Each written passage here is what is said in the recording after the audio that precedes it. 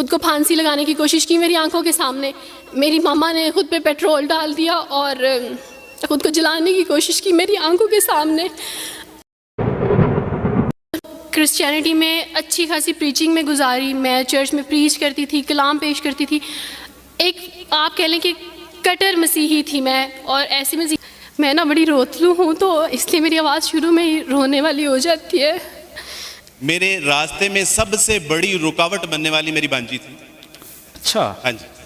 تو وہ اتنی رکاوٹ کہ میرے لیے بد دعائیں کیا کرتی تھی کہ یہ جس نے اسلام قبول کر لیا ہمارے ماموں جان نے اور ہمارے بچے بچیوں کو گمراہ کر رہے ہیں, تو لٹرلی اس کے میرے لیے دعائیں کیا کرتی تھی جولی اٹھا کے کہ اللہ سبحانہ تعالیٰ جی ان کو واپس عیسائیت میں لے آئی. یہ وہی تھی انہیں جنہوں نے خود بعد میں خود اسلام قبول کر لیا؟ اللہ سبحانہ تعالیٰ کی توفیق. الحمدللہ. کیونکہ انہوں نے جولیاں اٹھا کے شیخ صاحب میرے لیے بد دعائیں کی, میں نے جولیاں اٹھا کے ان کے لیے دعائیں کی, اور بالآخر میری دعا ان کی دعا پہ غالب آ گئی. آپ تمام احباب کے سامنے تشریف لا رہی ہیں بیٹی چاند احمد, اور 2 سے 3 منٹ میں یہ جو ہے وہ اپنی مختصر روادات آپ احباب کے سامنے پیش کریں گے. پورے انہماک کے ساتھ سماعت فرمائیے. السلام علیکم ورحمۃ اللہ وبرکاتہ. امید کرتی ہوں آپ سب بہن بھائی خیریت سے ہوں گے, اور اللہ تعالیٰ ہم سب کے روزے ہمارے اعمال کو قبول فرمائے. میں نا بڑی روتلو ہوں, تو اس لیے میری آواز شروع میں ہی رونے والی ہو جاتی ہے. ہاں میں وہی انسان ہوں جو وارث ماموں کے لیے بد دعائیں کرتی تھی, لیکن میں ابھی پیچھے ایک بچی کو بتا رہی تھی کہ وارث ماموں اپنی جھولی اٹھا کے راتوں کو دعائیں کرتے ہوتے تھے کہ چاند اسلام قبول کر لے. تو دعائیں کبھی رد نہیں جاتی, وہ دعائیں جو اللہ سے مانگی جاتی ہیں وہ دعائیں کبھی رد نہیں جاتی. میں نے اپنی 25 سالہ زندگی جو تھی وہ کرسچینٹی میں اچھی خاصی پریچنگ میں گزاری. میں چرچ میں پریچ کرتی تھی, کلام پیش کرتی تھی. ایک آپ کہہ لیں کہ کٹر مسیحی تھی میں, اور ایسی مسیحی تھی جو وارث ماموں کو یعنی بولنے نہیں دیتی تھی فیملی میں. جب مجھے پتہ چلتا تھا کہ آج وارث ماموں فلاں فیملی میں وزٹ کر کے گئے ہیں, میں اس گھر میں پہنچ جاتی تھی. اس سے پہلے کہ وارث ماموں کی بات ان کے ذہن پہ اثر کریں, مجھے خدا کا کلام پیش کرنا ہے, ان کے گھر پہ جا کے دعا کرنی ہے تاکہ شیطان اپنا کام نہ کرے. بیکاز میرے نزدیک وارث ماموں جو کام کر رہے تھے وہ شیطان کا کام تھا, کیونکہ وہ خداوند سے دور کر رہے تھے میرے لوگوں کو.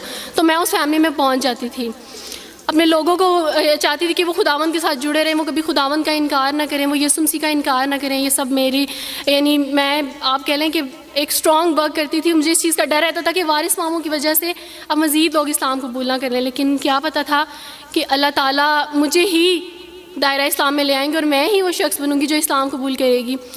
CSS کر رہی تھی, میں نے BA کمپلیٹ کیا اپنا, اور اس کے بعد میں CSS کر رہی تھی. اس کے دوران اللہ تعالیٰ نے مجھے یہ توفیق دی کہ اسٹڈی آف ڈفرینٹ ریلیجینس کی کتاب پڑھنے کے دوران یہ سبجیکٹ جب میں پڑھ رہی تھی تو مجھے پتہ چلا کہ اسلام ہی خوبصورت مذہب ہے. اچھا آپ یقین جانیں, وارث ماموں رمضان میں قرآن پاک ڈسٹریبیوٹ کرتے تھے اور راشن دیتے تھے. تو میرے بھائی کے ایک جہاں ڈیوٹی کرتے ہیں وہاں ایک انکل تھے, گارڈ تھے, ان کے لیے قرآن پاک لے کے ان سے رکھا ہوا تھا اور راشن بھی لے کے رکھا ہوا تھا.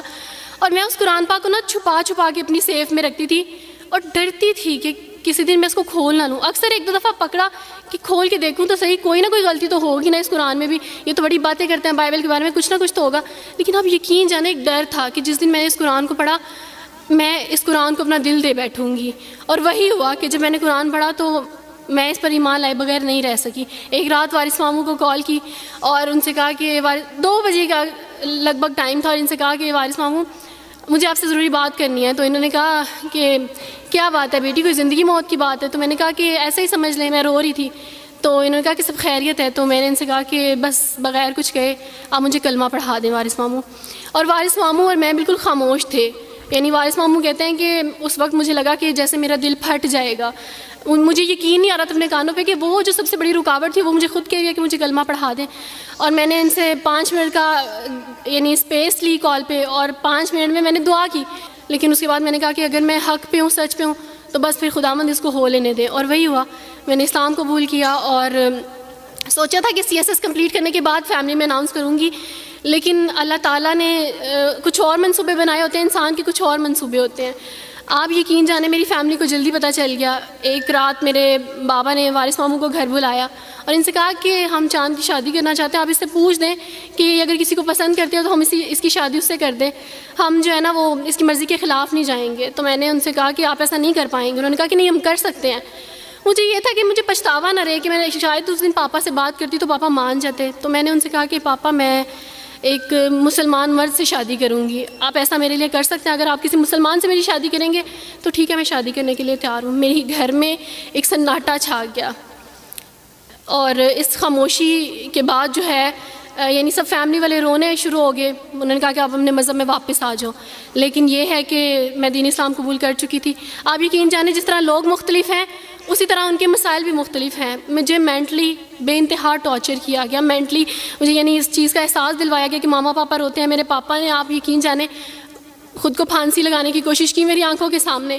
میری ماما نے خود پہ پیٹرول ڈال دیا اور خود کو جلانے کی کوشش کی میری آنکھوں کے سامنے.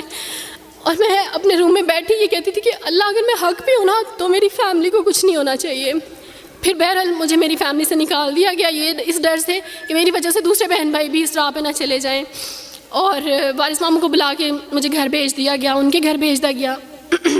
جب میں گھر سے آ رہی تھی تو وارث ماموں نے کہا کہ بیٹی اگر آپ کا کوئی سامان ہے تو آپ لے لیں. تو میں نے ان سے کہا کہ اس گھر سے صرف ایک ہی چیز میرے ساتھ جا رہی ہے اور وہ ہے میرا نام جو ماما پاپا نے مجھے دیا تھا. میں چاند رات پہ پیدا ہوئی تھی اس لیے انہوں نے میرا نام چندہ رکھا تھا, بس وہ نام لے کے آئی. آپ یقین کریں ہمیں کہا جاتا ہے جبراً اسلام قبول کیا جاتا ہے. اسلام قبول کرنے کے بعد وہ جبر کیا جاتا ہے کہ آپ سوچ بھی نہیں سکتے. آپ کو اپنے ماں باپ سے ہی ملنے نہیں دیا جاتا, آپ کو اپنے ہی چھوٹے بہن بھائیوں کے پاس نہیں جانے دیا جاتا. آپ ہاسپٹل میں تھی ڈیلیوری کے ٹائم. آپ یقین جانے میرے پاس کوئی بھی نہیں تھا جو مجھے بیڈ سے اٹھا کے بٹھا سکتا. ایسے موقع پہ مجھے اپنے اپنوں کی ضرورت تھی, لیکن میرے اپنوں کے جبر نے میری ماما کو مجھ سے دور رکھا, میرے بہن بھائیوں کو. میرے کرسچن کولیگس نے ہی میری فیملی کو پریشرائز کیا کہ اس کو فیملی سے نکال دیں, کیونکہ اگر آپ اس کو ملیں گے تو مزید لوگ بھی عبدالوارث کی طرح, چندہ کی طرح اسلام قبول کریں گے. میں نا ہاسپٹل میں لوگوں سے کہتی تھی کہ مجھے بیڈ سے اٹھا کے بٹھا دیں, سیزیرین کے بعد میں اٹھ نہیں سکتی, میرا بیبی رو رہا ہے, کوئی مجھے بیبی پکڑا سکتا ہے. آئیڈیا ہی نہیں تھا ہاسپٹل میں کیا کیا لے کے جاتے ہیں. میرے پاس ایک ایسا دوپٹہ نہیں تھا جو میں چینج کر سکتی. ایسے موقعوں پہ آپ یقین جانیں آزمائش اور جبر اسلام قبول کرنے کے بعد ملتا ہے. مجھے آپ سب سے توقع ہے, آپ سب اسلامک اداروں سے توقع ہے کہ اب آپ ہمارے لیے سٹیپ لیں. ہمارے اپنوں نے تو ہمیں چھوڑ دیا, انہوں نے جو ہمارے ساتھ جبر کیا اس جبر کے بدلے آپ ہمارے ساتھ نیکی کریں. اب آپ کیا سٹیپ لیتے ہیں نیو مسلمس کے لیے جن پر یہ الزام لگایا جاتا ہے کہ ان پہ جبر کیا جا رہا ہے؟ ہم پہ جبر نہیں, ہم پہ جبر اسلام قبول کروانے والوں نے نہیں کیا, بلکہ جن کے گھروں سے ہم آئے تھے اسلام قبول کرنے کے بعد جبر تو ان کی طرف سے تھا. اچھا سر, کبھی کٹے بیٹھ کے روئیں گے. جب گھر میں بتایا تھا کہ اس نے اسلام قبول کر لیا تو ایک سناٹا چھا گیا, اور وہ ایسا سناٹا تھا کہ جس کی چیخیں آج تک سنائی دے رہی. ماں ملنے کے لیے تیار نہیں ہے, باپ ملنے کے لیے تیار نہیں ہے, بھائی ملنے کے لیے تیار نہیں ہے, خاندان نے بائیکاٹ کر دیا. کوئی بات, وہ بچے یہ سارے آپ کے بہن بھائی بیٹھے ہوئے ہیں. اللہ سبحانہ و تعالیٰ نے ہم سے ہمارے ناقص بہن بھائی لے لیے, لیکن الحمدللہ امت مسلمہ کے بہترین بہن بھائی ہمیں عطا فرما دی. اس میں ہمیں اللہ کا شکر ادا کرنا ہے. الحمدللہ.